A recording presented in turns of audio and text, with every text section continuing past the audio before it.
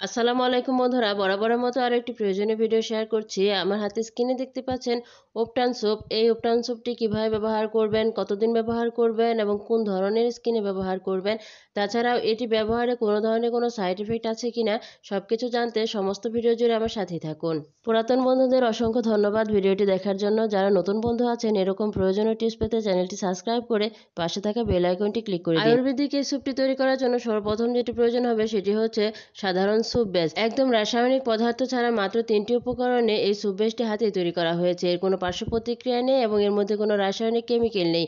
এটি ব্যবহার করলে ত্বকের কোনো ধরনের কোনো ক্ষতি হবে না। প্রাকৃতিকভাবে গ্লিসারিন স্যুপ বেস বাসায় কিভাবে তৈরি করতে হয় এই ধরনের ভিডিও কিন্তু অলরেডি আপলোড দেওয়া আছে, চাইলে দেখে আসতে পারেন। আমি এখন মৃদু আছে ডবল লেয়ার পদ্ধতিতে সাবানটি গলতে দিয়ে এদিকে আমি উপটানের সমস্ত কিছু তৈরি করে নিচ্ছি। প্রথমে নিয়ে নিচ্ছি মুলতানি মিটি। এই মুলতানি মিটি কিভাবে ব্যবহার করতে হয়, এটি শুষ্ক ত্বকে কিভাবে ব্যবহার করতে হয় এবং তৈলাক্ত ত্বকে কিভাবে ব্যবহার করতে হয় এই ধরনের ভিডিও কিন্তু অলরেডি আপলোড দেওয়া আছে। এখন আমি নিয়ে নিচ্ছি এখানে রোজ পেটাল, চাইলে এখানে তাজা গোলাপের রসটাও কিন্তু ব্যবহার করতে পারেন। এখন নিয়ে নিচ্ছি কাস্তুরি হলুদ গুঁড়া।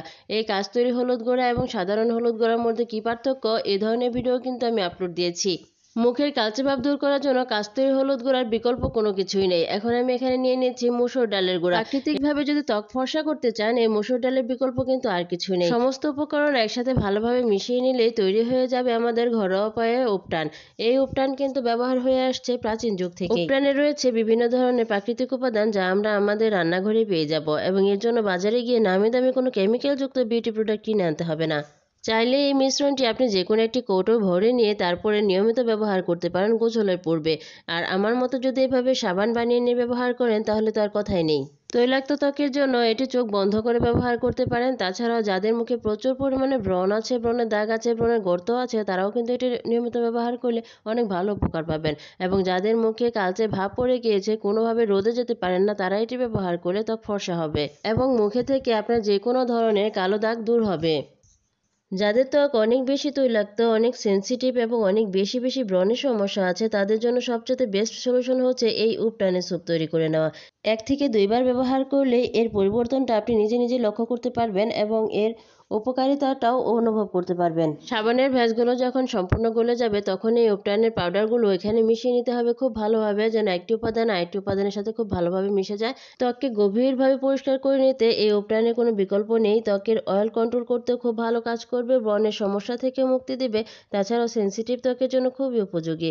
ব্যবহারের সাথে সাথে ত্বকে গ্লো এনে দেবে এবং ত্বকের অ্যালার্জি ও জ্বালাপোড়া থেকেও কিন্তু মুক্তি দিবে। সাবানটি তৈরির জন্য একটি সিলিকন মোল্ডে নিয়ে নিব এবং এটিকে রেখে দেবো 6 থেকে 7 ঘন্টার জন্য। আপনি চাইলে যে কোনো একটি স্টিলের বাটিতে তেল ব্রাশ করে নিয়েও রেখে দিতে পারেন সারা রাতের জন্য। যাদের মুখে প্রচুর পরিমাণে ব্রণ আছে তাদের ব্রণের পাশাপাশি দেখা যায় ব্লেমিশ এবং ব্ল্যাকহেডসের সমস্যাটা থেকে যায়। এই সাবানটি নিয়মিত ব্যবহার করলে তাহলে সেই সমস্যা থেকেও মুক্তি পাবেন। সাবানটিতে ময়লা, তেল, গ্রিম এবং অশুদ্ধতা এবং ব্যাকটেরিয়া পরিষ্কার করার জন্য খুব ভালো কাজ করবে। তাছাড়াও তেল মুক্ত করতে সাহায্য করবে।